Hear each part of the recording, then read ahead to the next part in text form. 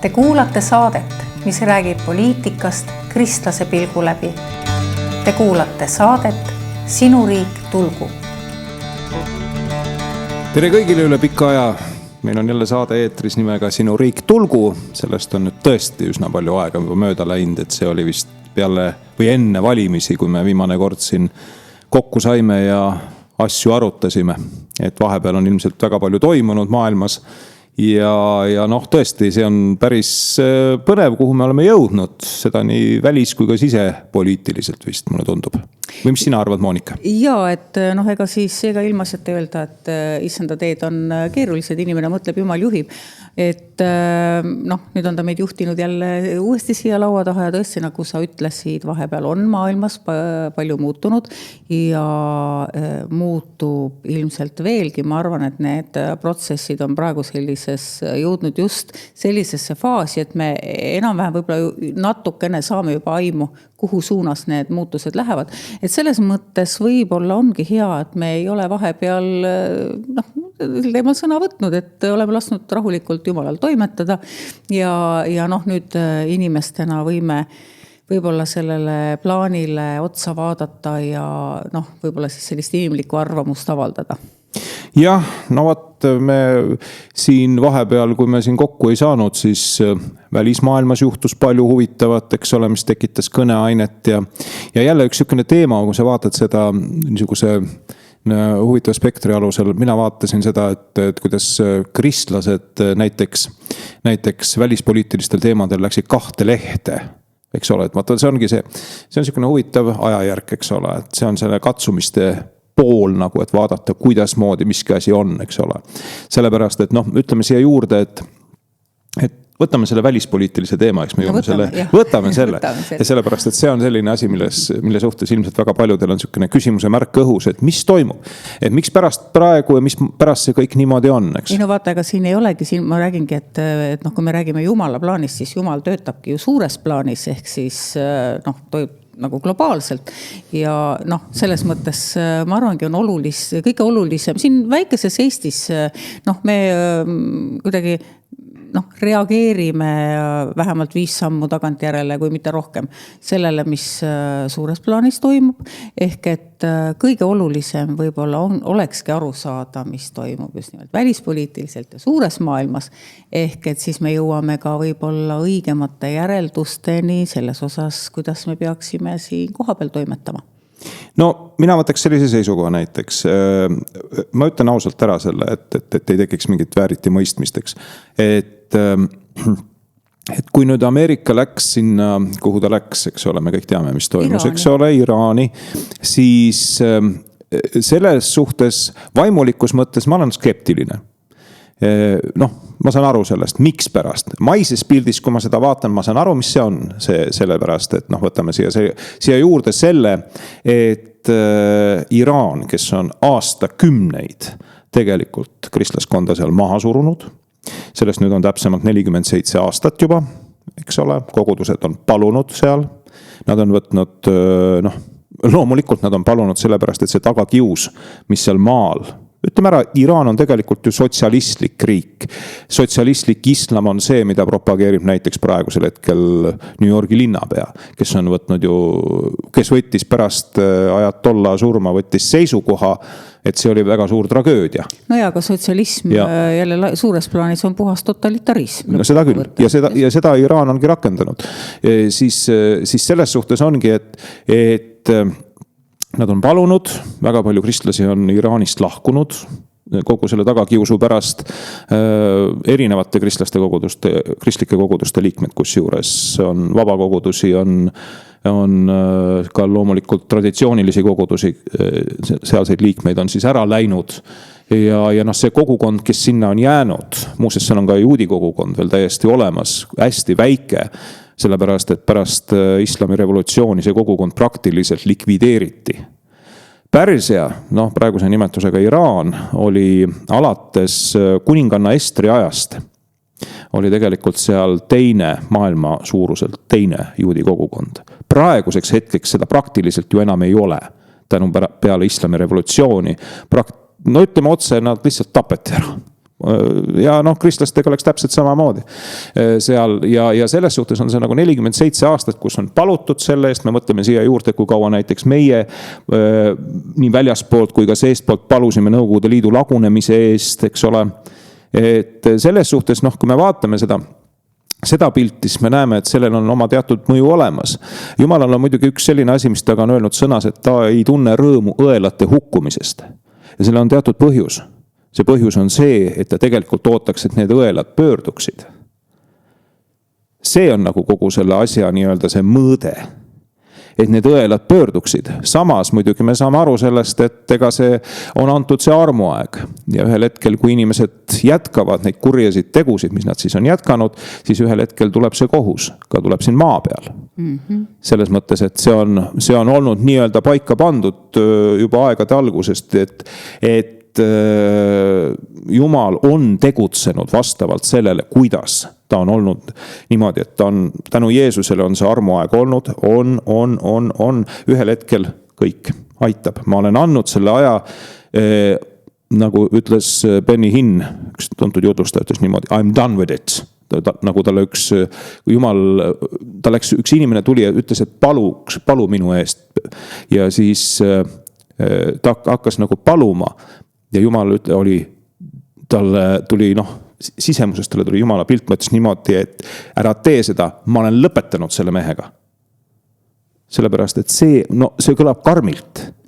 Aga me peame aru saama sellest, et Uues Testamendis Ananias ja Safira olid ka I'm done with it, because sellepärast, et nad valetasid pühale vaimule. Tegelikult. Ja ma võib-olla räägin natukene nii-öelda laiahaardeliselt, aga selles see kontekst praegusel hetkel ka on, et Iraanis sai I'm done with it. Ma olen lõpetanud nendega. Ja nüüd on lihtsalt see, et vaadata, kuidas see kogu see vaimulik pool hakkab olema, sest me teame ja me näeme seda visuaalselt. Et võib-olla Donald Trumpil on niisugune väike uhkuse noot seal sees mingis moel. Aga ütleme siia juurde, et nüüd me saame näha seda, millised on uued arengud Iraanis. Ja kui palju nad vaimulikus poole pealt siis muutuvad. Sest muutus tuleb kindlasti seal. Missugune, seda me veel ei tea. Ei, absoluutselt, et kõik need protsessid on käima lükatud ja kui palju meie siin seda mõjutada saame või kui palju meie arvamus kellelegi korda. Aga sa rääkisid nagu suures plaanis sellisest, ütleme, Jumala plaanist ja sellest, et kui ta ütleb, et ma olen millegagi lõpetanud, siis ei ole inimese asi enam seal nagu torkida. Aga samal ajal jällegi, ega siis Jumalal ei ole, kui ta tahab, kui mingid asju siin maa peal lahendatakse nii nagu lahendatakse, sest meil inimestena teisi võimalusi ju ei ole, siis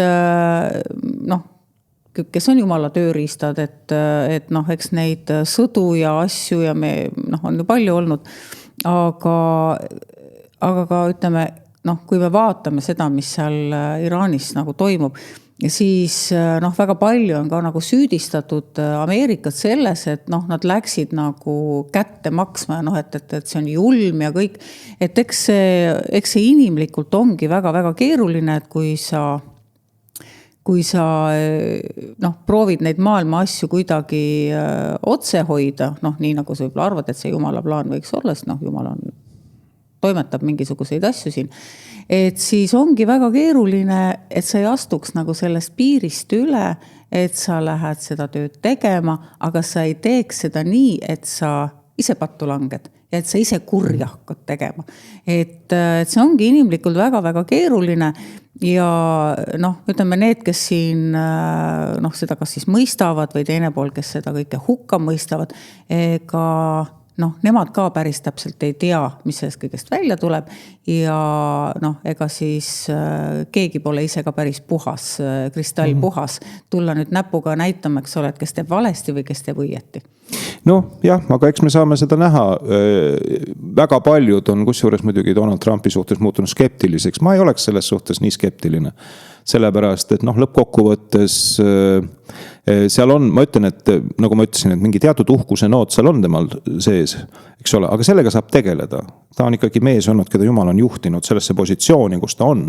ja sellega saab tegeleda ja sellega peab tegelema. Tal on ka kõrval päris palju neid inimesi, kes teda nagu võib-olla sellel joonel hoiavad, et talle märkusi teevad ja kõik, et ma loodan, et tal siis on ka seda tarkust ja alandlikkust. Ma usun ka. Tarkust ja ka alandlikkust sellel hetkel aru saada ja ka võib-olla oma käitumist muuta või midagi muuta endas siis. Aga suures plaanis, kui me tuleme nüüd maailmapoliitika juurde, siis globaalses plaanis ei ole praegustel sellistel suurtel võimukeskustel või jõukeskustel maailmas väga palju muid võimalusi, kui nad opereerivadki selles olukorras, kuhu siis on, millises suunas siis maailm on parasjagu kujunenud. Ja meie siin sellise väikese Eestina meie ka ei tea tegelikult, kuhu see täpselt välja viib, aga me peaksime olema väga nagu tähelepanelikud, et me ei jääks nende suurte veskikivide vahele nii, et me lihtsalt riigi ja rahvana meid lihtsalt nagu pulbriks jahvatatakse. Et me võime siin anda hinnanguid, et praegu väga nagu populaarne, ütleme seal peavoolus on olnud rääkida rahvusvahelisest õigusest ja kõik need, kes kritiseerivad, ütleme ka Ameerika liini või seda liini, mida Ameerika on valinud, räägivad rahvusvahelisest õigusest, aga peab nagu väga selgelt aru saama, et inimestena võib see meile meeldida või mitte meeldida, aga seda rahvusvahelist õigust enam ei ole. Ja kui me vaatame, aga tuleme siia nagu piibli juurde tagasi, et kui me nagu piiblit loeme, siis seal on ju ka väga selliseid tugevaid ja järske pöördeid olnud, et kõik, kes on olnud mingil hetkel õiged ja armu all, on täielik pöördumine tulnud. Et neid suuri pöördeid, eks ole, kus siis mingisugune, nimetame seda praegu nimetame rahvusvaheliseks õiguseks, aga mingisugune stabiilne olek, millega inimesed on harjunud, milles, mis kontekstis on nad teinud otsuseid ja siis teinud ka tulevikuplaane, ühel hetkel see kord ei kehti enam. Ja siis sellel hetkel jääda sellesse faasi, et sa hakkad süüdistama teisi inimesi, et sa hakkad süüdistama mingid olusid ja sa hakkad jumalat süüdistama. Et see on kõige valem, mis nagu üldse teha annab. Selle asemel tuleb kohaneda ja Jumal on meile selleks andnud ka kõik võimalused kätte, tuleb kohaneda ja tuleb edasi minna, mitte jääda nutma sinna, ma ei tea, Soodoma varemetele siis. No vaatame siia juurde. Toome siia võrdluse. Rahvusvaheline õigus. Kui rahvusvaheline õigus oli näiteks, võtame siia juurde 40 aastat tagasi, siis kui paljud need seadused sellest rahvusvahelisest õigusest olid mõnes mõttes ikkagi Jumala kontrolli all? Ma arvan, et üsna paljud tegelikult jälgisid, vähemalt lääne poolt jälgisid seda küll, sellepärast, et ida pool oli ikkagi kommunistlik ja kommunistlik riik oli tõstnud esikohale inimese, nagu me teame. Temal väga palju, nad ei tahtnud Jumalaga koostööd teha. Praeguses situatsioonis on see pool nagu mingil tasandil vahetunud ja kui me räägime praeguse aja rahvusvahelisest õigusest, siis see praeguse aegne rahvusvaheline õigus on muutunud nii-öelda asjaks iseeneses. Või niisuguseks millekski, mis on tegelikult... millest lihtsalt räägitakse, aga millel pole katet. Kui me räägime rahvusvahelisest õigusest, siis me räägime kõikidest muudest asjadest, mis on nii-öelda sellesse maailmas ja sellesse korraldusse ja väga palju ka lääne erinevatesse kohtadesse nii-öelda sisse tulnud, sisse imbunud. Teiste sõnadega öeldes, me oleme lasknud kuradil nii-öelda, kui vaimulikult vaadata, me oleme lasknud kuradil tulla ja võtta ja kaaperdada see sõna rahvusvaheline õigus. Ja nüüd, kui me räägime seda, et seda ei ole, siis tegelikult tuleb jälgida seda poolt, et aga mis koha peal ta on. kui Jumala poole pealt jälgida, eks ole, sest Jumal ikkagi võtab selle seisukoha. Võtame siin, lähme siia ajast tagasi, lähme sinna risterüütlite aega, eks ole. Et okei, need rüütlid tulid, nad tapsid meie inimesi, eks ole, see on arusaadav, see oli vale ju tegelikult, eks ole, see oli absoluutselt vale. Sellepärast, et Jumala sõna rääkis ju konkreetselt või Jeesuse õpetus oli ju, tegelikult on ju rahu maa peal. Jumala sulased käisid siin maa peal, kuulutasid evangeeliumi juba. Okei, ta oli katoliku kirik, me saame sellest aru, aga tollel ajal muud midagi me olnudki. Ja nad käisid ja kuulutasid, eks ole. Täpselt samamoodi, eks. Aga lõpplahendus oli see, et läbi ikkagi selle, mis tuli siin, ütleme see, kus tulid mõõkadega mehed kusagilt sealt Preisimaalt, Saksamaalt ja üleüldse igalt poolt mujalt ka, sest nad ei olnud ainult Saksamaalt, nad olid ju tegelikult igalt poolt. Siis ikkagi nad jäid. See on paratamatus, nad jäid. See oli ikkagi jah, selline ajajärk, eks ole. No me teame ka seda, et tegelikult ega nad ei tulnud niivõrd seda Jumala sõna kuulatuma, vaid nad tulid, need olid, ütleme, feodaalse Euroopa sellised jäänukid, perekondade jäänukid, kus see pärimisõigusega neil ei olnud ütleme iseseisvaks eluks võimalusi ja siis neile pakuti seda, et minge sinna, seal on üks maalapp, eks ole, kus ei ole selliseid peremehi, ühesõnaga peremehed olid. Olid, aga et seadke ennast jõuga sisse ja ühtlasi öelge, et te tulete siia siis nagu seda Jumala sõna kuulutama, et me teame ajaloost, et see Jumala sõna oli siin enne ära kuulutatud. No jah, see oli ka kusjuures täielikult väga huvitav seisukoht oli see, et nad tegelikult, neil õnnestus paavsti veenda. Aga põhjus oli väga lihtne, miks? Sellepärast, et paavst oli ju tegelikult saatnud need samad mehed ennem Pühale maale. Ja sealt nad tulid tagasi. Mis neil oli? Neil ei olnud maad, neil ei olnud tiitlit, mis neil võimalus oli. Ainukene asi, mis neil oli sõda pidada. Neil oli vaja leida endale kusagil mingi koht. Just. Ja huvitav on selle juures see, et Jumal laskis ju tegelikult ikkagi sellel sündida. Me peame, ja vaata siin ongi just nimelt see pool, et miks mõningad asjad, sellised asjad hakkavad sündima. Ja see põhjus on väga lihtne. Miks teine maailmasõda tuli? Miks meid okupeeriti? Aga meil oli prohvet. Kes hoiatas meid, kes sai oma sõnumit kätte 20. aastate lõpus, et kuulge, teate seda, häda tuleb. Mis inimesed tegid? Kui palju oli neid, kes teda kuulasid? Karl Reitsi siis. Jah, Karl Reitsi. Vähesed kuulasid tegelikult, eks ole. Vähesed muutsid midagi. Tead, siin oligi see, et Jumala silmis see Konstantin Päts ei olnudki isegi sellise kaaluga, kes ta lihtsalt nii-öelda laskis, ta ütles talle, et sa mees oled näljast nõdraks läinud peast. See Päts ei olnudki sellise kaaluga, oluline oli see, mis kogudustes toimus. Kui kogudustes teda ei kuulatud, sellepärast, et vaata siin ongi see, et kogudustest hakkab asi peale. Me siin räägime, et Eesti rahvas peab tervenisti saama ja muutma ja tegema asju ka. Ei pea. Seepärast nagunii seda ei sünni. Aga kogudused on need, kes juhivad asja. Ja kogudused peavad seisma. Kogudused peavad seisma ja ei tohi muutuda. Eks ole? Sest muidu tulevad just nimelt need asjad, see rahvusvaheline õigus. Nii öelda, mis on nii-öelda kujundatud praeguses situatsioonis, tuleb ja teeb midagi. Sellepärast, et kui meie kogudus ei seisa paigal, seisa kindlalt, ei hoia standardit üleval, muutub maailma sõbraks rohkem kui miski muu, siis on probleem. Nii et need, kes ütlevad seda, et probleem on, et häda tuleb praegusel hetkel. Nii kaua, kui kogudus seisab oma aseme, nii kaua, kui ta seisab kindlalt selle sõna peal, mis talle on antud ja ei nõtkuta põlvi maailma ees, ei nõtkuta põlvi selle LGBT asjade ees.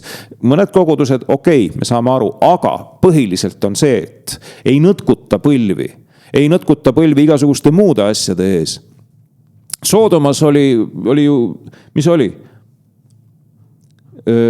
Lott käis ju palumas Jumala käest, või tähendab, Abraham käis ju palumas Jumala käest, et kui oleks seal kas või 10 õiget, siis Jumal ütles, ma ei hävita seda linna, kui seal on 10 õiget. Täpselt samamoodi, eks ole, kui meil on olemas kas või 10 õiget, 10 õiget siit Eestist. Räägime 10 kogudusest. No kas või 10 kogudusest, eks ole.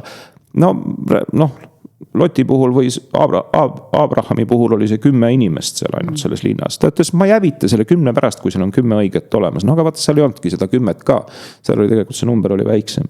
Aga isegi üks isik kvalifitseeris ennast, ehk siis Loti naine paraku. Just. Ja. Aga noh, selles mõttes ongi, et ei maksa, aga need kogudused peavad püsima, need peavad olema need maasoolad. Ja kui kuradil õnnestub näiteks selline asi paika panna, et ma teen ja ma demoniseerin selle koguduse ära, ma teen sellest ma teen ta pilbasteks, ma lasen riigil teha ta pilbasteks. Ja kui kogudus laseb sellel sündida ja laseb seda teha ja muutub maailma sarnaseks ja tal ei ole võimalust, eks ole, siis võib juhtuda, et see abi tuleb kahjuks mujalt.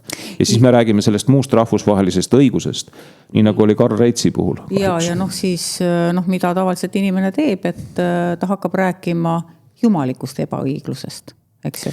Et aga selle asemel võiks nii-öelda peeglisse vaadata ja vastused võib-olla tulevad hoopis sealt, et kõik, mis nagu juhtus, ei olnud seetõttu, et see oli jumala plaan, vaid see, et inimene ei võtnud nagu seda jumala plaani vastu.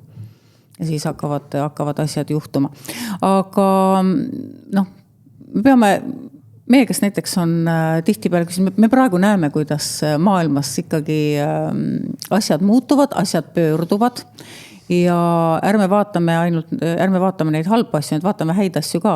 Ja mis puutub siis Donald Trumpi, siis ta teeb asju nii, nagu ta teeb praegu, me võime mõningaid asju heaks kiita, me võime mõningaid asju kritiseerida, ega keegi ei ole kriitikaväline, kriitikavaba, aga tulles ikka tagasi väga selliste põhimõtteliste asjade juurde, mille sa ka ära mainisid korraks jutu käigus, kui ta oma presidendi kõnes ütles, et on ainult 2 sugu, mees ja naine, siis need on sellised asjad, mis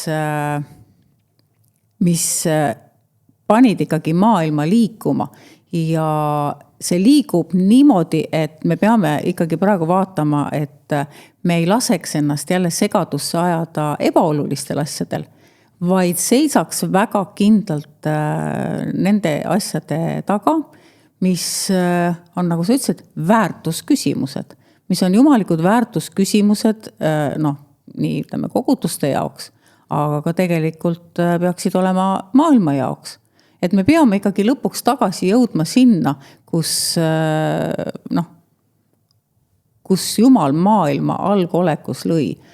Ta lõi tema meheks ja naiseks, ei olnud mingisuguseid vahepealseid vorme. Ja kui ma vaatan praegu, kuidas siis meie kõige suurem siis luterlik kirik hakkab praegu enda sees algatama siis sellist arutelu soolisuse ja sel teemal, eks ole, kuidas me nagu kirikus peaksime nendes küsimustes nagu suhtuma või mis hoiakud võtma, siis mina näen küll, et see on ikkagi väga libe tee, et sina oled nagu vabakoguduses, et kuidas teil need asjad seal käivad? Oi, meil on täiesti arusaadav, kes on mees ja naine. Jaa, ei, selles suhtes ei ole probleemi. See ei ole Luteri kogudus, kes seda hakkas algatama või kes seda, see on gei-kristlaste kogu, kes on osaliselt sinna nii-öelda ennast külge puukinud. Keda on lastud sinna puukida. Aga vaata, siin ongi just täpselt see küsimus, et kui palju on kristlikus sõnumis humanismi, kui palju peab olema Kristust ennast. Sellepärast, et lõppkokkuvõttes on väga suur vale, mis on lastud tegelikult koguduses ka sündida, et humanism on midagi, mis on nii-öelda jumala päritolu või jumala nii-öelda standard, et humanism ei ole. Humanism ei ole, sellepärast, et mis on humaan? Humaan on inimene, see on inimese kesksus. Ja täpselt sellega seoses ongi, et kui näiteks üks seltskond Luteri kirikus otsustab nüüd näiteks, et me teeme sellise asja, eks ole, siis ega seal jumalat selle taga ei ole. Kõikidele asjadele siin maailmas ei pane jumal oma pitserit nagunii peale. Mis toimub? Muuseas ei pane ka isegi kristlikule televisioonile. Kui mis me oleme vaadanud, see CBN või kõikid asjad ei ole seal päris need, mis on nii-öelda jumala pitseriga. Isegi, võib-olla mõned meie omad telekanalid, kus on ka kristlik sõnum, ma ei hakka siin nimesid nimetama, võib-olla seal ka ei ole. millele Jumal on pannud oma pitseri, sest need asjad tuleb läbi katsuda. Ja, aga see on nüüd konkreetne asi, mille kohta saab öelda, et noh, mida seal peab rääkima? Ja mida seal peab arutama? Mida seal peab arutama, eks ole? Mees on mees, naine on naine, missugust segadust me tahame tegelikult siis külvata. Mida me tahame rääkida? Kas me tahame muutuda maailma sarnaseks? Jälle koguduse koha peal. Ja selles mõttes ma olengi aru saanud, et nad tahavadki ikkagi eelkõige vastu tulla maailmale, sest et kogudustes, kui me tahame kogudustesse, et inimesed tuleksid, inimesed liituksid ja uusi liikmeid, et siis me hakkamegi kummardama rohkem inimese ees, eks ole, kui see, et me kummardame tõe või me kummardame Jumala ees. Ehk et mida mina nagu näen, on see, kuidas juba väga pikka aega kasutatakse just ka kristlaste hulgas sõna armastus täiesti nagu valedel eesmärkidel. Et räägitakse, kui väga armastuse sõnum on see põhiline armastuse sõnum. Ei, tõe sõnum on nagu see, mis on nagu esikohal. Nad käivad käsi käes. Ja aga tõde on esimesel kohal, eks ole, ja kui sul on nagu tõetunnetus olemas, eks ole, siis sul on ka õige armastuse tunnetus, et nii see on. Nad peavad käima käsi käes, sellepärast, et ütleme niimoodi, et võtame siin tõde ei saa päris tõde ja õiguse Andrese, eks ole. Tema teadis tõde, aga ta ei teadnud, mis asi on armastus. Just. See on nagu see asi, eks ole. Kui sa tead neid mõlemad käsi käes, vaata siis on kõik asjad paigas. Aga vana Andres ei teadnud, mis see on. Ja tema luges Vanast testamenti järjest rohkem ja rohkem, et otsides sealt oma asjadele õigustust. Tõde. Ja läks aina rohkem segadus. Ja läks aina rohkem tegelikult lihtsalt muutus inimeseks, kellel puudus igasugune kelles ei olnud enam armastust. Kelle suhtes Jeesus ei rääkinud enam tema seda sõna. Just, sest Jeesus sõnum on armastus. Aga räägime nüüd sellest armastusest, eks ole, kui see armastus nii-öelda, see Jeesuse sõnum perverteeritakse ümber ja niimoodi, et umbes nagu, et Jeesus armastab kõike. Vaata, siis on nagu üks suur mull, mille sisse me oleme sellest rääkinud ka. Kui ta armastab umbes nii-öelda kõike. Ta ei armasta kõike, ma ütlen selle kohe ära. Sellepärast, et teeme vahe sisse. Eks ole, ta ei armasta pattu, aga ta armastab patust. Seda sama, eks ole, kes seal kusagil seal gei-kristlaste kogus on nii-öelda rääkimas sellest, et Jeesus armastab kõike. Ta armastab seda inimest, aga ta ei armasta tema tegusid. Ta ei armasta selle inimese tegusid sellepärast, et ta on selle nimetanud patuks. Ta ei armasta seda. Miks ta peaks seda armastama? Sellepärast, et ta on konkreetselt ju sõnas paika pannud, mis on mis. Just. Ja läbi armastuse me saame rääkida neile ja kuulutada seda päriselt, mis on. Seda, mis on Jeesus päriselt tegi, et ta suri sinu pattude eest, sest lõppkokkuvõttes see ei ole mingisugune selline asi, mille kohta saaks öelda, et see on nüüd väljaspool seda. See ei ole seda. See kindlasti ei ole seda. Me ei ütle alkohoolikule näiteks seda, et joo hästi edasi. Joo armastusega. See ei saa ju. See on ju absurd. Ja, et me armastame seda alkoholi. Et me armastame seda sellepärast, et sa seda jood, eks ole. Inimene peab, isegi alkoholi koha pealt, inimene peab olema üle sellest, mitte alla selle. No me teame väga hästi neid näiteid, et nii ütleme need sõltuvustest, ükskõik mis see sõltuvus siis inimesel on. Me teame, et need on kuradi poolt temasse istutatud, et kõikidest sõltuvustest, sa võid ju proovida vabaks saada, ma ei tea, mingite plaastrite või ampullidega või ma ei tea, käia kuskil mingites rühmades, kus räägid oma lugusid, aga täiesti selgelt praktika on näidanud, et need, kes on päriselt vabaks saanud, on ikkagi läbi kristliku kuuluvuse. Just. Ja mis puutub nendesse aruteludesse, mis siin ühes siis kogudus, ühes siis ütleme kirikus on algatatud, ega meil muud üle ei jäägi, kui palvetada selle eest, et see päris tõe sõnum läbi, kas siis läbi nende arutelude tõuseks nagu päriselt esile. Ehk et see jääks siis prevaleerimaks, et selle arutusel, seda enam ilmselt tagasi kutsuda ei saa, sest et see on nii kõrgel tasemel välja öeldud. Et siis noh, jääb küll ainult palvetada, et need inimesed, kes on veel selles tõetunnetuses, ka nendes küsimustes, et nende hääl jääks rohkem kõlama.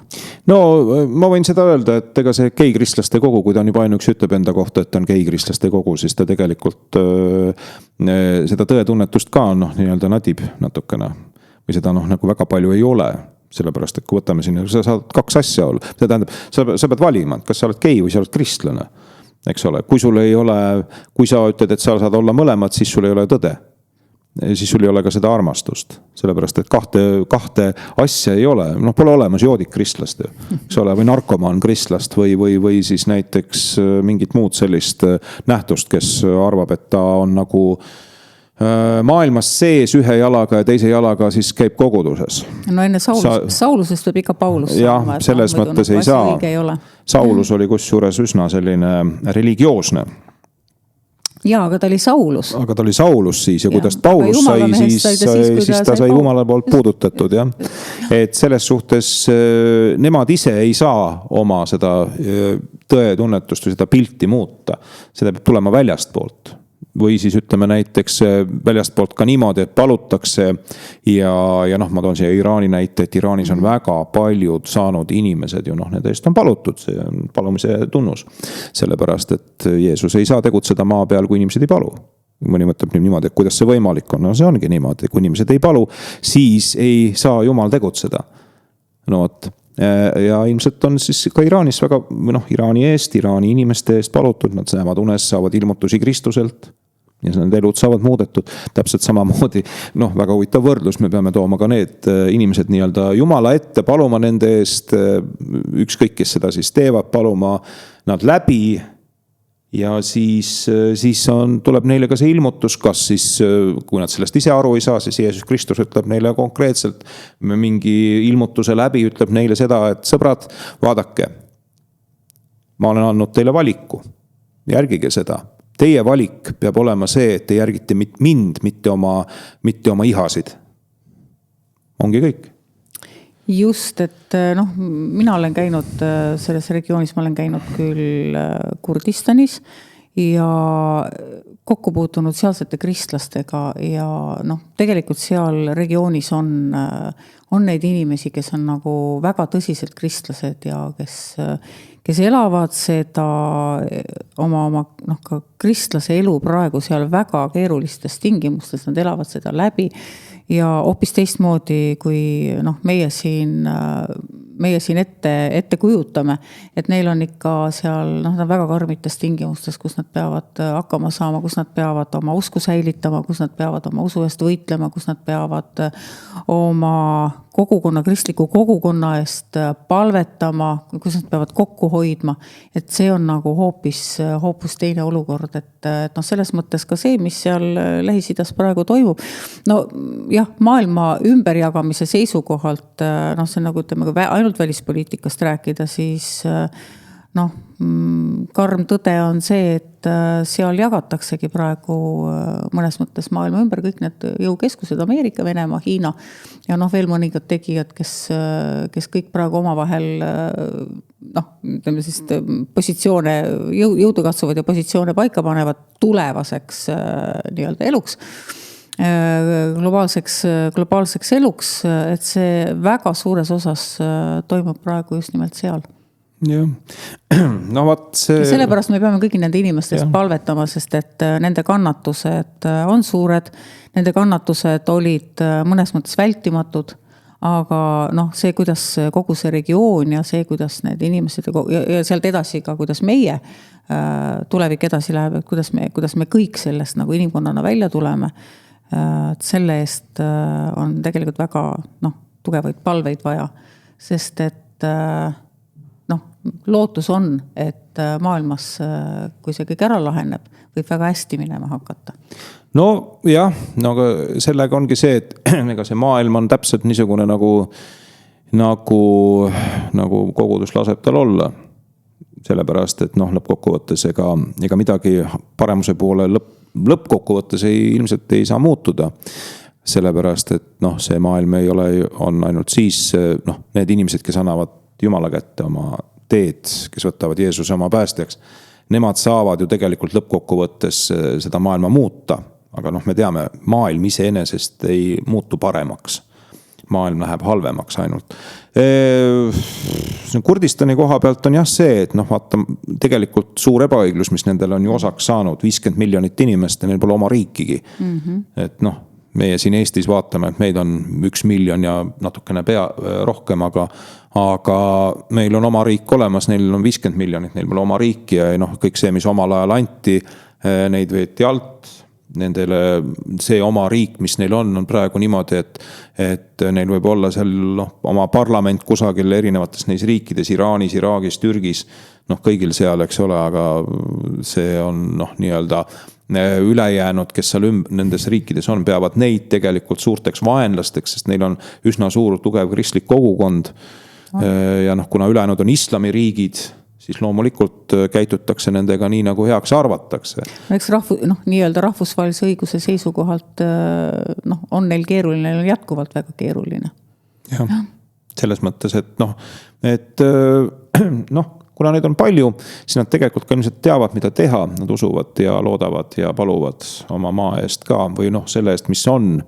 Et kui nüüd siin rääkida sellest tuleviku perspektiivist, ma ei tea, kuidas Iraanis on nende Iraani kurdidega. Nemad on põhja pool rohkem seal. Eks nad on tegelikult ka Iraagis põhja pool rohkem.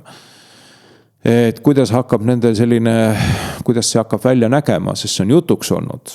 Et võib ju olla, eks ole, et nad saavad, aga Türgi kindlasti ei anna oma maad ära. Sellega on see probleem, et kui palju Iraan, aga seal peab Iraanil olema hoopis teine juht, kui selline asi üldse juhtuma hakkaks. Iraagi koha pealt ma ei oska öelda. Süürias ka, kohe kui neil see nii-öelda režiim kukkus, siis tegelikult kristlastel läks väga halvasti minema, väga veriseks läks nende olukord, sest et neid lihtsalt hakati, praktiliselt üleöö hakati tapma.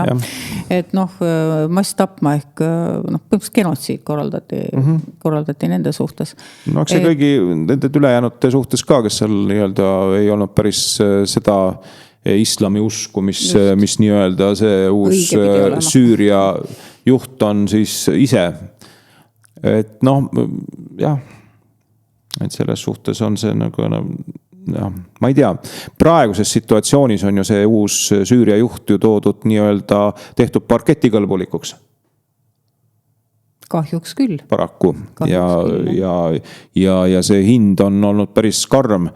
Selles mõttes, et eelmine juht oli küll reservatsioonidega suhtus, eks ole. Ta eelmine juht oli vist minu teada ka ei olnud päris islamiusuline, ta oli vist alaviit. See Baser al-Afal või mis ta oli? Assad, jah. Et ta oli vist alaviit, minu teada see pole islami peavool. Ja praeguses situatsioonis kõik see, kes tuli, see oli ju tegelikult põhimõtteliselt selle islamiriigi nii-öelda jätkuprojekt, kes sai nii-öelda Süürias võimule.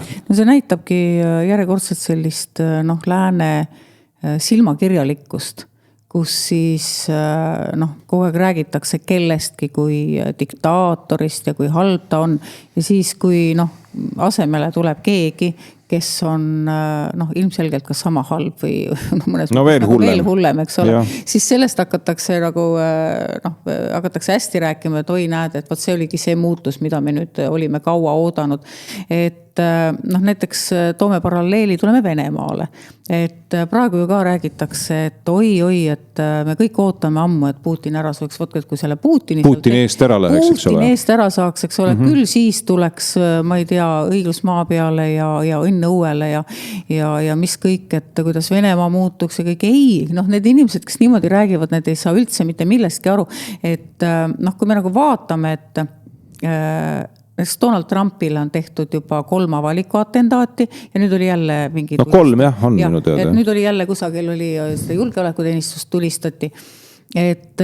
Aga kui me vaatame, et kuidas Venemaal on, kõik ootavad, on kõik need aastad oodanud, et Putiniga midagi keegi teeks või temaga midagi juhtuks. Ei ole juhtunud. Et ilmselt nemad suudavad suudavad seda nii-öelda korda seal ümber hoida nii tugevalt, eks ole, ükskõik mis meetoditega, eks ole, ei ole meie asi mõista ega hukka mõista, aga seda nad on suutnud ja ega siis kui me vaatame seda lääne suhtumist, kes nagu sõnades ja verbaalselt kogu aeg soovib seda Putini surma, siis mina ei ole väga kindel, et nad tegelikult seda ka soovib, sest kes nagu vähegi Venemaad tunneb, see annab endale aru, et kui mingisugused sellised suured ja järsud muudatused toimuvad Venemaal, siis see ei muutu jälgi jätmata mitte kuskil lääne maailmas. See võib tähendada, et asi võib minna veel hullemaks. Absoluutselt, ja kui me räägime sellest, et kui see mees seal natukenegi mingisugust korda võib-olla hoiab sealt sisemiselt, eks ole, sisemiselt. Praeguses hetkes on muidugi tekkinud siin juba igasuguseid asju, mis näitavad seda, et seal on mingi teatud vool, kes üritavad teda ikkagi maha võtta. Ja füüsiliselt. Aga ma ütlen seda, et mis pärast saab, seda me ei tea. Ja Eestile me ka ei tea, sellepärast, et me elame see külje peal. Mis seal juhtuda võib, on see, et tuleb uus, kes on palju radikaalsem. Veel radikaalsem. Radikaalsus tähendab põhimõtteliselt seda, see on meile ohtlik mis ammus Putin tegelikult, ütleme ära, ta ei ole rumal mees. Ta on tegelikult praeguses maailmas on see, et mul on kahju, et Euroopas ei ole sellist inimest, kes suudaks temaga tegeleda. Ei ole. Põhjus on lihtsalt sellepärast, et kuna ta ei mõtle nii nagu tavapoliitik. Ta mõtleb nii nagu Vene poliitik. Isegi mitte seda, ta mõtleb kui see, kes ta on olnud, eks ole. Sest võtame siia juurde, kellena ta on töötanud. Ta oli ju agent. Ta oli KGB agent. Mis tema ülesandeks oli? Kui raamatutest lugeda, me saame teada, et tema ülesandeks oli värvata uusi agente ka. Ja lääne ühiskonnast. Just. Ja see tähendab seda, et kui sa üritad kedagi värvata, sul peab olema mis asi? Sul peab olema karisma ja sul peab olema oskus rääkida ja ümber veenda teise inimese veendumused. Igaüks sellega hakkama ju ei saa. Ei saa. Ja see tähendabki seda, et põhimõtteliselt, kui meil oleks läänes kedagi, kes võtaks seda asja niimoodi, siis praeguses seisus ongi see, et ei ole ei Venemaa eesotsas ega Ameerika eesotsas inimene, kes oleks tavapärane poliitik, kes mõtleb nagu tavapärane poliitik. Ja sellepärast ongi, et teistel on nii jube raske.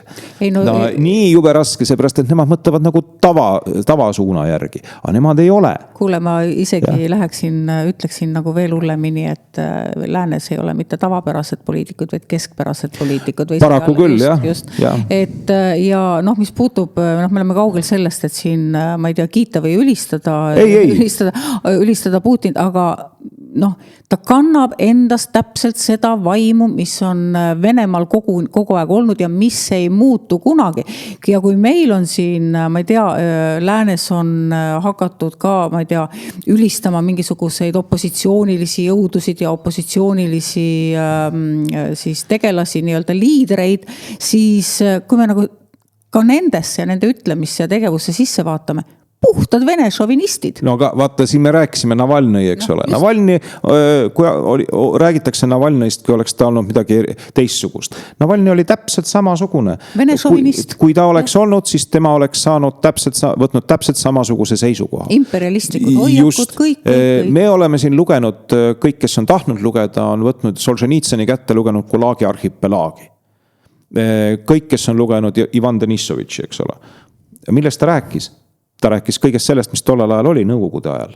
Nii, aga tegelikult oli ta täpselt samasugune nagu kõik. Nii nagu need venelased on praegu. Miks ta Putini ajal on nii-öelda tõsteti au sisse? Ta rääkis seda juttu, mida Putin rääkis.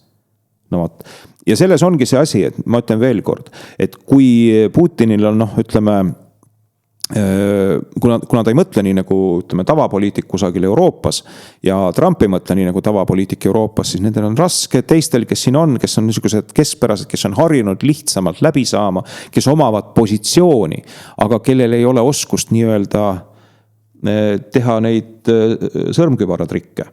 See ongi nagu see kõige suurem probleem ja kui me nüüd mõtleme selle peale, et see sama selline, kes neid sõrmkübaratrikke teeb, läheb sealt eest ära ja sinna etteotsa satub keegi, kes on siukene Pilotkaga, kellel on 3 triipu nii-öelda otsa ette pandud poliitik, sest need tegelikult, kes seal on Putini nii-öelda need paremad käed, ta oleks võib-olla ammu lahkunud, aga tal ei ole, sest ülejäänud on kõik sellised, kes on lihtsalt nii-öelda suht juhmid tegelased. Ma ütlen, et juhmid, eks ole.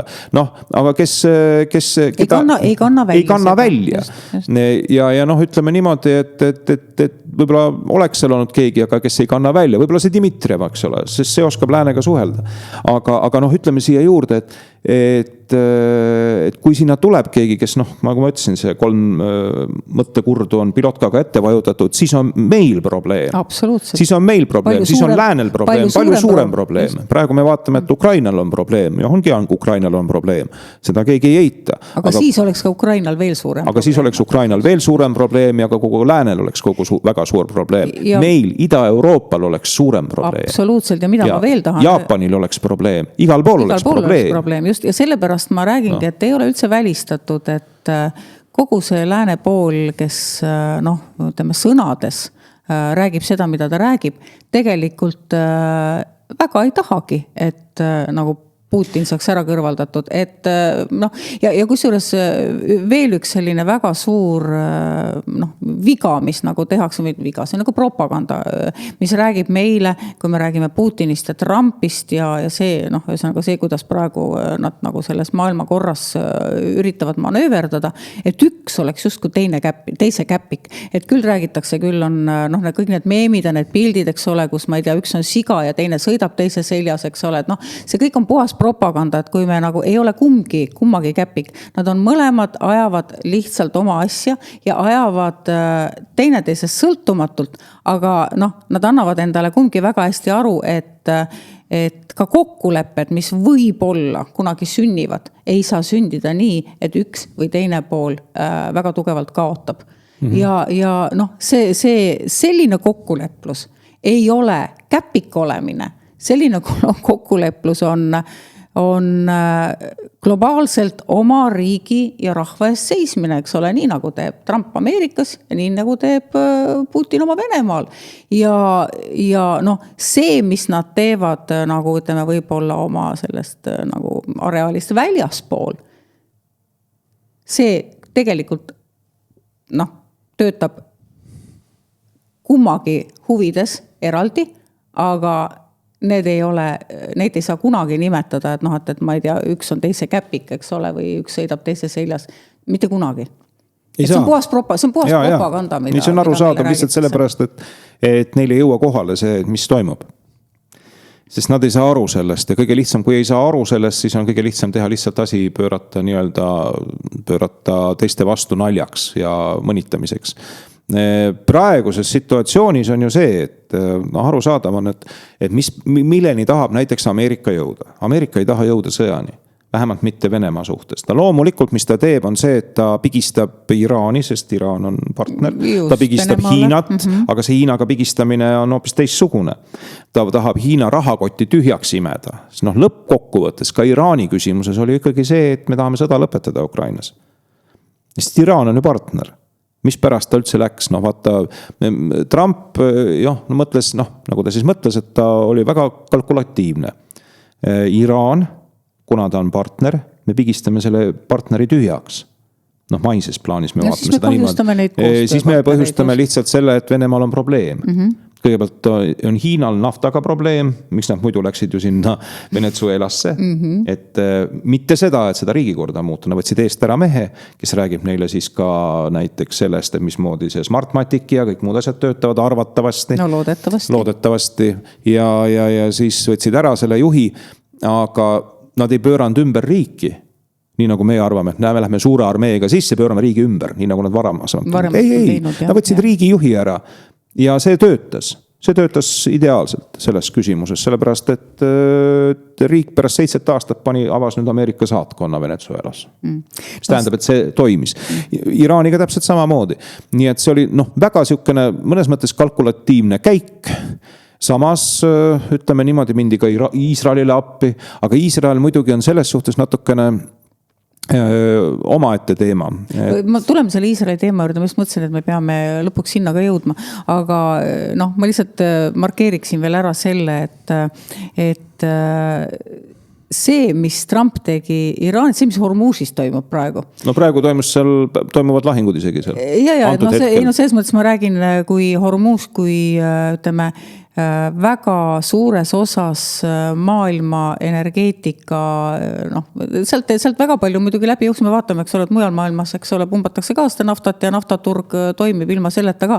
Aga siiski, see, mis seal praegu toimub, see annab Trumpile võimaluse hiinlastega läbi rääkida, sest hiinlased said nagu päris palju haiget ja hiinlased on nagu selle väina ümber toimuva osas väga närvis. Nad on närvis ja nad tahaks seda kuidagi lahendada, aga kuidas sa seda lahendad ilma Trumpita? Nii et Trump pani praegu hiinlased sellisesse olukorda, kus neil on nagu põhjust kõnelema hakata, eks ole. No, et see on jälle üks selline, kui Trump nagu oma mingisuguseid käike teeb, siis me arvame, et ta on inimene, kes tegutseb ainult nagu meie mingisugune keskendub mingisugune, fokusseerib ühele asjale ja teeb nagu seda, et ta ei suuda nagu kõndida nätsunäri, ta suudab nagu seda kahte asja teha ja siis tegelikult ta suudab, ta on inimene, kes suudab tegeleda vähemalt haarata vähemalt 5 asja korraga, tegeleda vähemalt 5 asjaga korraga, näha seda suuremat pilti, kuhu need 5 asja lõpuks kokku jooksevad, ehk et kui me vaatame tema tausta ja me teame seda fakti, et tema eluloos, et ta on siis püstitanud keset suurt ja tähtsat linna oma suure tähtsa Trump Toweri. Ja kui me nagu mõtleme, eks ole, et ega siis see asi ei olnud ainult nii, et et ma nüüd ehitan ühe suure maja siia oma Trump Toweri keset linna. Ei, ta pidi tegelema selle ehituse käigus ütleme nii nende küsimustega, eks ole, kuidas nagu linnalt saada, eks ole, seal mingisugused load, asjad, siis ta pidi kõikide mafioossete sidemetega, allmaailmaga, eks ole. No ilmselt ta tegeles ka. Pidi tegelema, sest need oli New Yorgis hästi kõvasti sees. Ehitusäris just. Et lõpuks kõige selle asjani tulemuslikult jõuda, tal pidi vähemalt 5 niiti korraga peos olema, millega ta siis tegeles ja ei ole väga palju inimesi, kes nagu suudaksid seda. Ja kui selline inimene on riigijuht, siis me nagu millegi pärast ei eelda, et ta suudab ka maailmas tegeleda korraga nii Ameerika nii oma sisepoliitikaga, nii ütleme Lähis-Ida poliitikaga, siis ta räägib vahepeal Gröönimaast, siis ta räägib vahepeal Antarktikast, eks ole, siis ta tänu ka sellele, eks ole, et Euroopa juhid on ta ikkagi suhteliselt välja vihastanud, tegeleb ka Euroopa asjadega ja ta tegeleb laiemalt niimoodi, et Euroopa kõik need protsessid, mida ta on käima lükanud, need nõrgestavad Euroopat. Ja ta oskab nagu kõik need asjad niimoodi käima panna, et ta saavutab oma tulemuse hoopis nii, et ta peab Euroopale nagu kallale tungima selles mõttes, et panna Euroopa paika, vaid Euroopa oma rumaluses, oma sõgeduses paneb ise ennast paika kõige sellega, mida nad jonnakalt praegu edasi teevad. Täpselt samamoodi trambivad jalgu nagu väiksed lapsed, räägivad rahvusvahelisest õigusest, eks ole, vaatame, mida see Kaja Kallas, eks ole, seal teeb ja räägib, et see kõik tundub ja kõik see rohepööre ja kõik, et Trump oma presidendi inauguratsiooni kõnes pani ju tegelikult kõik asjad paika.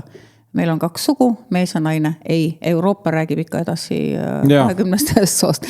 Siis ta pani paika, eks ole, oma välispoliitilised ambitsioonid, oma sisepoliitilised ja ka oma energeetika. Ja võttis ka, pani paika ka selle, eks ole, et mismoodi tema vähemalt oma riigis kavatseb need energeetika küsimused lahendada, drill baby drill, nagu ta ütles, eks ole. Et ka see lause oli seal ja oli väga rumal siis Euroopas siis juhtidel, Euroopa riikide juhtidel arvata, et ta räägib nagu lihtsalt niisama, nad olid harjunud ilmselt sellega, et see tema eelkäija, eks ole, kes üldse tihtipeale aru ei saanud, kus ta on või kes ta on või mida ta nagu rääkima peab.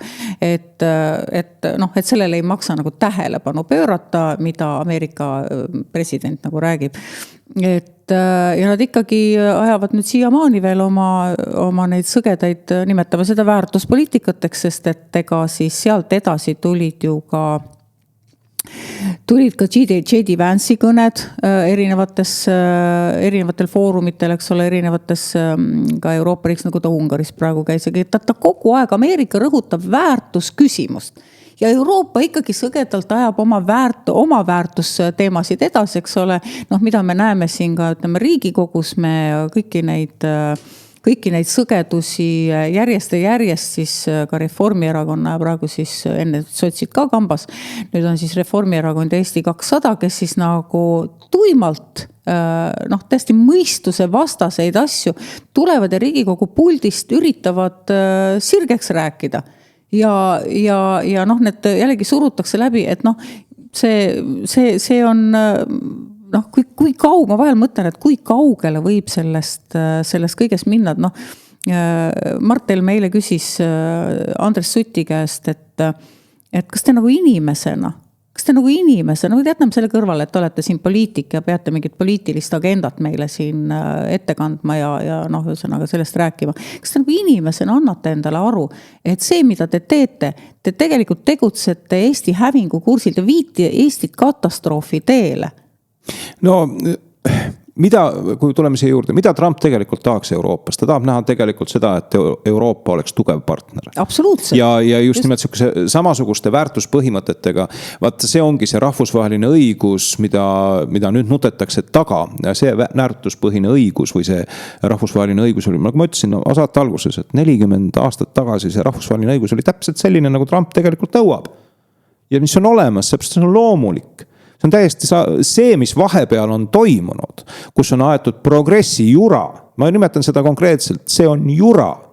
Sellepärast, et igasugune siukene jura, kus on sul, ma ei tea, abielud, mis on perverteeritud, LGBT asjad, transgenderism, kõik muud asjad, see on jura. See nõrgestab ühiskonda. Ja see ongi see, et lõppkokkuvõttes Trump tahaks näha tegelikult Euroopat, kes on tugev või mis on tugev. Ja antud kontekstis ütleme niimoodi, et see Euroopa ei ole tugev. See Euroopa teeb endale ise karuteenet, ta laseb ennast ise maha sõna otseses mõttes. Kõigi nende asjade pärast, mis ta on praegusel hetkel sättinud omale prioriteediks. Trump räägis ju väga selgelt, ta pani Euroopale, ta ütles ette, mis on tema arvates nagu valesti, mis Euroopat nõrgestab. Immigratsioon, oleme nõus. Rohepööre, oleme nõus. Siis kõik need väärtusküsimused, eks ole, kõik need ideoloogilised agendad, oleme nõus. Muidugi oleme. Jah, me oleme. Aga Euroopa ei ole, ta ajab ikka raiub seda oma edasi. Ja kus juures ühel hetkel see saab temale jamaks. Sellepärast, et võtame, mis praegu Trump on teinud. Ta on proovinud, ja ma ütlen seda täiesti tõsiselt, ta on proovinud kogu selle teise presidentuuri ajal lõpetada seda jura ära Ukrainas. Kõik need sammud, mis ta tegelikult on teinud, siin mõni inimene võib naerda või irvitada, ta lubas 24 tundi. No jah, okei. Mis siis? See on tema läbirääkimiste see on tema viis, eks ole. Ta on proovinud, eks ole. Iraanile nii-öelda hambasse minek. See on ka proovimine, et lõpetada ära sõda Ukrainas. Iraanile, või tähendab mitte Iraanile, Hiinale need tariifid. See on täpselt samamoodi see sõja üritamine, lõpetamine ära, sest ta teab väga hästi, et kelle rahakott seal taga on. Ja sellest hetkest alates, kui see rahakott ei suuda seda varustada ja ei suuda Venemaale nii-öelda katet teha, lõpeb ka see sõda ära. Sest kõiki sai näha ju Gruusias juba. Täpselt samamoodi. Aga siis oli venelastel ka see, et nende suurem rahakott oli läänes nii-öelda pankades sees. Venemaad sai väga kergesti pigistada. Lihtsalt külmutati ära. Kõik igasugune riigi rahakott oli seal. Midagi ei saanud teha. Riik oli ilma rahata. Praktiliselt oli riik ilma rahata. Ja ka Ukrainas on venelased targemad olnud selle koha pealt. Ja sellepärast ongi iga samm, mis tegelikult on tehtud, on selle jaoks. Ja ta on isegi saanud nii-öelda peksa selle koha pealt, et miks ta sinna Iraani läks, eks ole. Arusaadav. Ma ütlen veel kord, et vaimulikus mõttes see võib olla küsitav isegi. See võib olla tegelikult küsitav. Näiteks sinna ei oleks võib-olla pidanud minema. Võib-olla minu seisukoha pealt, võib-olla mõne teise seisukoha pealt, eks ole. Sest lõppkokkuvõttes Jumal sai tegutseda ja sai Iraani kätte nagunii. Praegusel hetkel on seis seal väga kehv. Vaimulikus mõttes kindlasti hakkavad selle asjad muutuma paremaks. Ma arvan, kristlaste koha pealt ka. öeldakse niimoodi, et noh, Trump tegi seda sellepärast, et Iisraelile meeldida, et ta on nii-öelda Iisraeli käpik. Ei ole. Ei ole. Iisraelil on oma asi, mis pärast ta seal on. Noh, muidugi seal vaimulikud juhid, kes Trumpil on, need soovitasid, et noh, et teeme Iisraeliga koostööd selles osas. Samas on muidugi see, et ärme nüüd vaata seda asja ka selle perspektiiviga, eks ole. Ma olen ise selle kohta ka öelnud, et noh, võtame siia juurde, Iisrael korraldab sellel aastal näiteks märgiline asi. Ja. Paraku märgiline asi. Korraldab, et selle jaoks, et maailmale meeldida, korraldab LGBT kõige suurima festivali Tel Avivis. Ma segan siia lihtsalt selles mõttes vahele. Aga ta ei ole see, ta ei tee seda esimest korda. Ta ei tee seda kahjuks esimest korda Tel Avivis just nimelt. Jeruusalemmas. Ta on teinud seda ka Jeruusalemmas, sest me tulime Jeruusalemma palvus hommikusöögid aastaid tagasi, kui me juba käisime seal. Ja see päev, kui me ära sõitsime, oli terve linn täis, Jeruusalemma linn täis, LGBT lippusid igal pool, need tänavapostid, suur praid oli tulemas. Ma juba siis vaatasin, et mida te teete? No vaata, siin ongi just see asi, et me teame, et seal oli füüsiliselt oli Iisraelil ju sõda praegusel hetkel oli Liibanonis, kus oli see Hezbollah ja kõik muud asjad olid. Ja ma ütlesin selle peale niimoodi, et mille jaoks te seda siis teete lõppkokkuvõttes. Te lähevad, noored mehed lähevad sõtta, surevad selle maa eest, aga patt on teie enda leeris, sest teie riigijuhid lubavad seda. Teie riigijuhid lubavad, see tähendab seda, et mehed, noored mehed surevad sellepärast, et patt püsiks edasi seal leeris. Te võite neid vastaseid maha lööma jäädagi. Aga see ei muutu jumalale meelepäraseks, et te lasete, teie riigijuhid lasevad patu õitseda oma leeris. Netanyahu, eks ole, Likudi partei, ortodoksete juutide parteid, need on võimul praegusel hetkel Iisraelis. Likud on praktiliselt, kui me võtame siin Eesti kontekstis, umbes sama nagu meie või Isamaa. Midagi sinna vahepealset siis, eks ole. Isamaa on natuke leebem, nagu me teame, või pehmem siukene. Meie oleme ikkagi need, kes tahame konkreetselt asju muuta. Eks ole, et Isamaa on, teeb kompromisse mõningates küsimustes võib teha ja neil on erinevaid inimesi. Mõned näiteks võtame sealt, ühes kohas on inimesed, kes on tuulikute vastu. Me räägime siin kohalikust kontekstis. Teises kohas on jälle need, kes Isamaa poliitikud, kes on tuulikute poolt. No aga LGBT küsimus, mis on Rakveres, eks ole, kes annab LGBT festivalidele ja LGBT-le kogu aeg raha. No vot, nii, ja siis ongi see, aga Iisraelis on just nimelt selline, ütleme, võib öelda konkreetselt, et seal on rahvuskonservatiivne valitsus. Nii, ja see rahvuskonservatiivne, kes teavad väga hästi, kui neil ei ole Jeesust, siis on neil olemas Moosese käsuõpetus. Neil on olemas, Toora, eks ole, Toorah ongi tegelikult ju Moosese esimesed 5 raamatut Vanas Testamendis. Nii, neil on kõik see sõnum olemas. Mida ütles Toorah Moosese käsuõpetuses selliste asjade kohta? Mis juhtus Soodoma ja Gomorraga? See on kõik seal olemas. Mis on siis? Miks te siis lasete sellele sündida? Et maailmale meeldida. Aga maailmale Iisrael ja osadele kristlastele Iisrael nagunii ei meeldi. Ja ma ei hakka siin ütlema, et kuidas see üldse, mismoodi see on. Maailmale ei meeldi, sest me teame seda, mismoodi jama toimub Eurovisiooniga. Täpselt samamoodi, et me boikoteeritakse sellepärast, et Iisrael on seal. Eks ole. Ei ole mõtet hakata maailma pilli järgi tantsima, et see oleks nagu see, mis nagu meeldiks. See ei muuda mitte midagi. Ja ma nagu mõtlen, et kellele te nagu meeldida üritate, eks ole, et kui see sama seltskond käib üle terve maailma, eks ole, nendes vasakpoolsete ülikoolide kämpustes, eks ole, teeb Palestiina toetuseks Iisraeli vastaseid demonstratsioone ja siis, kas te tõesti arvate, et tehes selle suure praidi, eks ole, siis Iisraelis, te saate nende inimeste toetuse endale. No vaata, ei saagi. Ei saa ju. Ja siin on jälle üks osa, kristlased, kes elavad Iisraelis. Ja neid on, kogudusi on. Ma tean, meie kogudus näiteks ka toetab ühte pastorit Iisraelis ja tema kogudust. Siis nemad peavad võtma selle seisukoha ja paluma selle maa eest. Sest nemad on tegelikult ju seal olemas. Paluma riigijuhtide eest, paluma. No, et nad ei teeks, et nad ei võtaks vastu, noh, see aasta jah, aga noh, ütleme, et järgmistel kordadel. Ja kui seal ei teki seda muutust, kui seal ei teki seda arusaamist, siis Jumal ise liigutab selle riigijuhi ära. No võtame ajalukku. Järgmine aasta ta enam ei ole, järgmine kord ta enam ei ole võimul. Ja vaatame ajalukku tagasi, eks ole, et noh, piiblist me teame, eks ole, kes on valitud rahvas, eks ole, nad ise ütlevad, et ja, nemad on valitud ja neid nagu Jumal kõige rohkem armastab. Aga keda Jumal armastab, seda ta ka karistab, kui ta teeb valesid asju. No aga seda oli teada ju. Just, et ajaloos on kui patt oli seal leeris, siis noh, ütleme seda, sellesse suhtus Jumal niivõrd rängalt. Võtame Vanast Testamendist, niivõrd, aga ja nemad on lugenud seda, sest okei, ma saan aru sellest, et Kristust te ei ole vastu võtnud seal, eks ole, sest te olete ikkagi oma vanast seaduses kinni. Aga ka vanast seaduses on kirjas ju, mis asi on mis. Just. Kui te ei ole Kristust vastu võtnud, siis lugege vanast seadusest, see on teil seal olemas. Te peate vaatama seda, kui patt tuleb teie leeri ja te lubate seda, siis ega siis teie pead ei silitata selle pärast.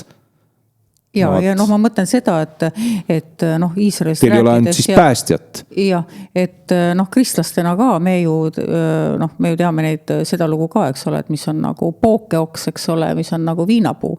Et kui Iisrael, kes on viinapuu, laseb ennast patus ära kuivada, see on ju tegelikult, noh, kes siis surevad pookeoksed samamoodi ja see ei saa olla Jumala plaan. Jah, et selles mõttes. Selleks ei tulnud Kristus maailma. Et me sümboolselt toetame, aga me peame mõistma seda, et riik peab tegema seal ka teatud otsuseid. Just. Sest ütleme niimoodi, et kui Jumal, kui sõdurid lähevad, surevad ja noh, me saame aru, et õelad hukkuvad, eks ole. Jumalal ei ole ka õelate hukkumisest, nagu ma ütlesin alguses hea meel.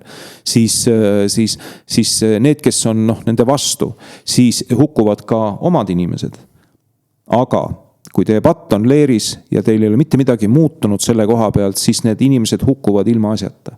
Sellepärast, et tulevad uued, sa raiud ühe pea maha, aga sinu elu, ütleme niimoodi, et inimene, kes on patune ja ta on koguduses ja ükskõik mis see on, ütleme näiteks pornograafia.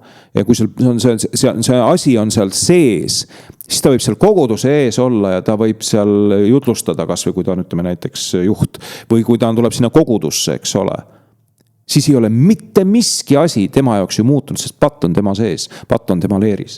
Ja Iisraeli puhul on täpselt samamoodi. Aga ütleme niimoodi, et enne need kogudused peavad võtma seal tõsise sellise seisukoha, et kes kristlased on. Sellepärast, et ütleme, et juhid, kui vaja, Jumalal ei ole probleemi juhtide väljavahetamisega. Ja ma arvan seda, et ühel hetkel vahetatakse ka Eestis juhid välja.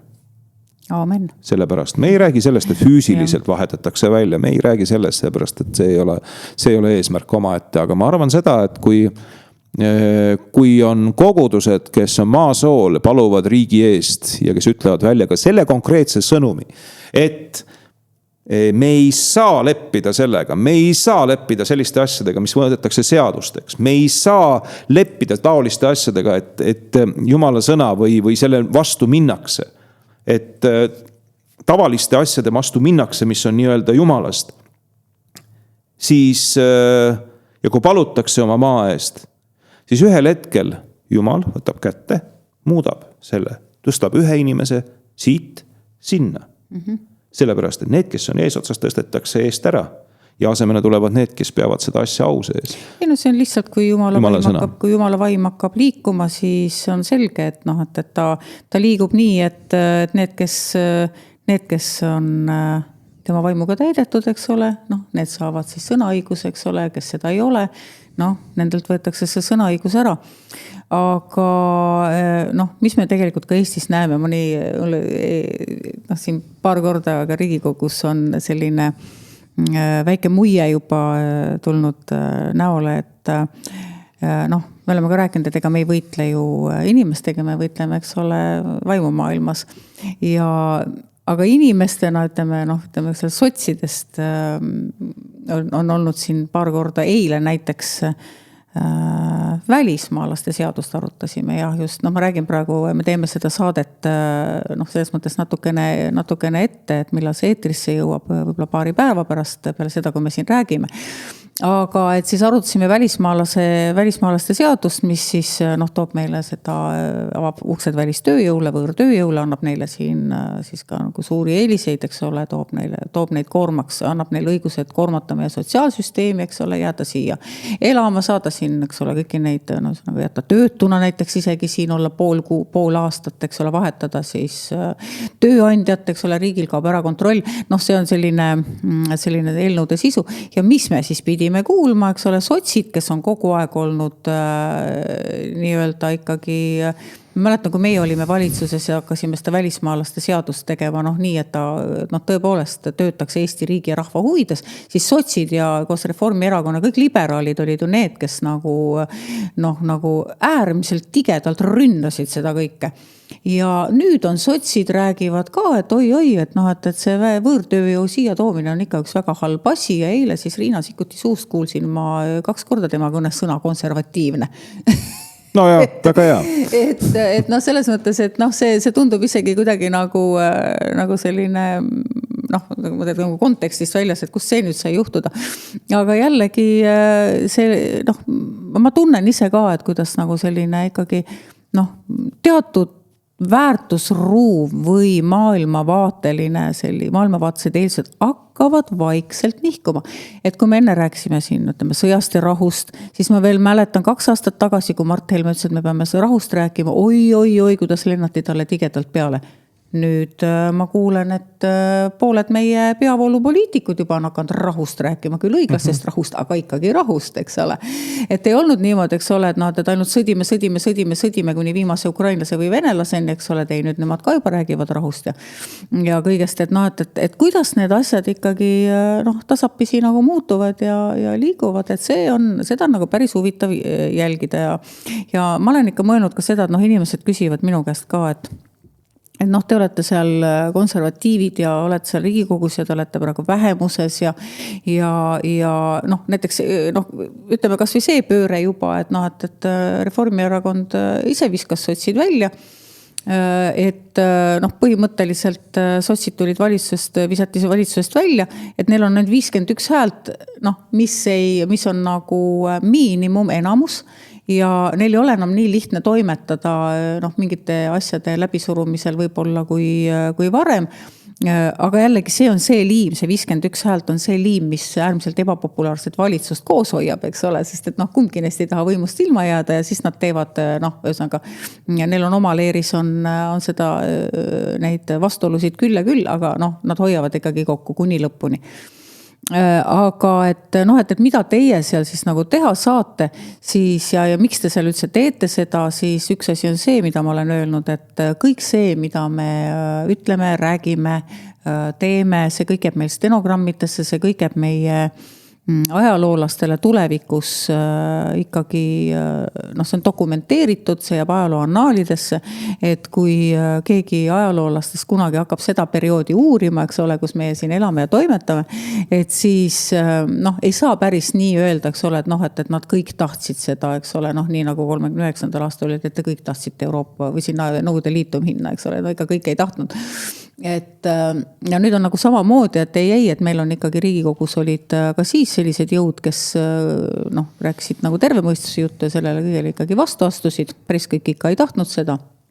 Ja teine asi on see, et mis on meie asi praegu, et kui me vaatame, mis maailmas sünnib, et see selline väärtusruum hakkab muutuma, et ja ikkagi selles suunas, mida meie oleme kogu aeg rääkinud. Ja see maailmavaade, mida meie oleme kogu aeg esindanud, ikka järjest rohkem tuleb nagu meile vastu nüüd. Ehk et me oleme nagu põhimõtteliselt neitsid sealt sellest loost, kes on meil ülesanne praegu hoida oma õlilambis, et kui tuleb see aeg, kui on see aeg käes, et siis meil on see õlilambis olemas ja meie saame minna pulma, kui kutsutakse. Et me ootame selle aja ära, me peame vastu, me hoiame oma õli, me ei raiska oma õli ära mõttetuste peale, nii nagu teised. Ja seal on üks, selles loos on tegelikult üks väga huvitav nagu külg veel. Et kui muidu tõesti, me räägime kogu aeg, eks ole, et kuidas me peame pilvis ikkagi armastama ja jagama ja eks ole, kõike, eks ole, Jumala sõna ja kõik, et me peame jagama kristlastena, siis see on nagu see koht, kus väga selgelt öeldakse, ei, kui sina oled oma õli hoidnud lambis selleks ajaks, kui peikmes tuleb ja kutsutakse pulma, ehk siis tõde saabub, siis sa ei pea oma õli jagama nendega, kes on selle arutult ära raisanud sõgeduste, rumaluste ja meeletuste peale. Et need neitsid, kes olid seda teinud, kes olid magama jäänud ka, kes ei olnud ärkvel, nendega ei pidanud need õli hoidnud neitsid oma õli jagama. Ehk et meie asi ongi praegu konservatiivide asi, kristlaste asi, selles maailmas hoida oma õli, et kui tuleb see aeg, kui maailm on juba valmis, eks ole, et kui Jumal on liikunud maailmas nii, et maailm on valmis ja meid kutsutakse, siis me lähme oma õliga sinna ja teeme seda, mida me peame tegema. Üks asi mul muidugi on, mis ma tahaksin öelda, ma arvan, et me hakkame vaikselt ka lõpetama, me oleme 1,5 tundi juba rääkinud, nii et meil on väga pikk saade, mida kokku panna võib-olla. Nii tore, et ma olen väga tänulik kõigile, kes on püsinud kes meiega. Kes on püsinud meiega ja kes on vaadanud meid. Mul on üks sõnum tegelikult, mis ma tahan öelda. Ja see sõnum on selline, see on kristlastele tegelikult mõeldud, kes ka meid vaatavad. Mida te tahate Eestis näha? Mida te tahate näha? Miks ma seda ütlen? Asi on väga konkreetne. Meie koguduste probleem on üks ja see on sageli see, et me räägime asju oma maa kohta, mida me ei tohiks rääkida. See on väga tõsine probleem. Ka kristlastena. Sellepärast, et meie, nagu me teame piiblist, meie sööme oma huulte vilja. Me sööme seda. Ja kui teie räägite sellest ühes kui teises võtmes, et siin on ühtemoodi ja siin on teistmoodi ja ma ei hakka neid negatiivseid asju välja tooma. Ka kas või selle koha pealt, et kui me räägime poliitilisest sfäärist ja kõik muud sellised asjad sinna juurde, et kas või mõtleme kas või, et meil on mõned poliitilised ühendused, nagu näiteks EKRE või Isamaa, kes tahaksid nagu näiteks võib-olla midagi muud teha, eks ole, Isamaa teeb siis oma pehmete väärtustega võib-olla seal, aga EKRE tahab teha täpselt niimoodi. Siis me võtame teatud seisukoha ka nende poliitiliste jõudude ja ka nende inimeste suhtes, kes seal on. Aga tahe on ju olemas. Koguduses on ju see olemas. Koguduses räägitakse. Iga pühapäev räägitakse sõnumit. Mis sõnumit räägitakse koguduses? Seda sõnumit, mis ehitavad üles. Kui teie oma sõnadega ei ehita üles, siis parem ärge öelge mitte midagi. Ärge kirjutage mitte midagi, vaid parandage meelt, uuendage meelt. Sest see on praegu, see on kõige suurem probleem meie kogudustes. See ei ole see, et meil ei ole usku, aga meil on sõnum, sõna on läinud lappama. Iga kandi pealt, kohati. Me läheme kogudusest välja, meid ehitatakse üles ja siis meie sõna läheb lappama. Me läheme välja kogudusest ja me räägime sellest, kui halvasti kõik on. Me peame ütlema sõnadega välja seda, et ma näen seda, kuidas Eesti muutub. Sõnadega ütlema seda välja. Me näeme seda, kuidas õiged väärtused saavad võimu, võtavad võimu. Kuidas Jumal juhib Eesti poliitilisi jõude. Sellepärast, et me tahame seda näha ju tegelikult. See on see, mis ma tahtsin öelda. Sellepärast ongi. On mõned asjad, mille pärast me ei ole saanud seda. Me läheme palvekojast välja ja me räägime vastupidist juttu. Minge palvekojast välja ja kui teil midagi muud öelda ei ole, siis olge vait. Lihtsalt. Kui te ei taha rääkida negatiivseid sõnu, siis ärge palun rääkige neid asju. Sest oma suusõnadest me sööme seda vilja, mida me näeme ümber ringi. Ja siis on hea öelda pärast seda, et kõik asjad on nii ja kõik asjad on naa. Eks ole, sellepärast, et me sööme oma sõnade vilja. Ei, lõppkokkuvõttes me näeme neid seadusi, mis siin on. Ja kristlaste osa on paluda selle eest ja minna majast välja ja elada nii, et need seadused, mille eest te palusite, mida tuleks muuta, et need on juba muudetud. Sest teid ei aktsepteeri neid asju nagu nii. Te ei aktsepteeri abielu võrdsust. Te ei aktsepteeri seda. Ongi kõik. minge välja, paluge nende asjade eest. Ja siis käituge nii, nagu seda seadust ei olegi. Kõik. Vot nii. Jah, minul ei ole siia midagi. See oli väga tõsine sõnum võib-olla siia lõpetuseks. Just. Aitäh sulle, Tarmo.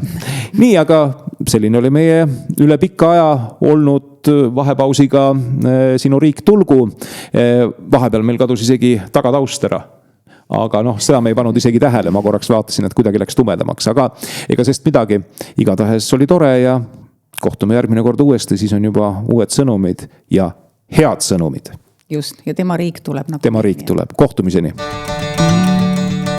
Te kuulate saadet, mis räägib poliitikast kristlase pilgu läbi. Te kuulate saadet Sinu riik tulgu.